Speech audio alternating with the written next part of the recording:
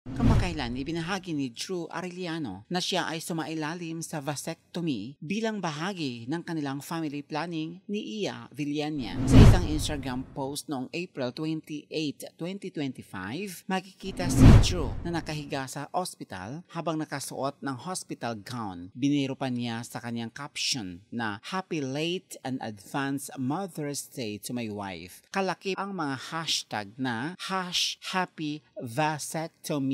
Sa kanyang Instagram stories, binahagi ni Iya ang isang nakakatuwang video ni Drew matapos ang operasyon kung saan ay groggy pa at kumakanta ng Happy Vasectomy sa tono ng Happy Birthday. Ang desisyong ito ay bahagi ng kanilang plano matapos ang pagdating ng kanilang ikalimang anak na si Anya Love noong February 2025. Maraming netizens at kapwa celebrities ang nagpahayag ng suporta at paghanga sa hakbang na ito ni Drew na itinuturing na isang positibong halimbawa ng responsableng family planning. Ang vasectomy ay isang permanenteng paraan ng kontrasepsyon para sa mga lalaki kung saan pinipigilan nito ang paglabas ng sperm sa pamamagitan ng pagputol at pagselyo ng vas deferens. Ito ay tinuturing na ligtas at epektibo at hindi nakakaapekto sa libido o kakayahang makipag. Sa Pilipinas, ang Commission on Population and Development o POPCOM ay nag-aalok ng libreng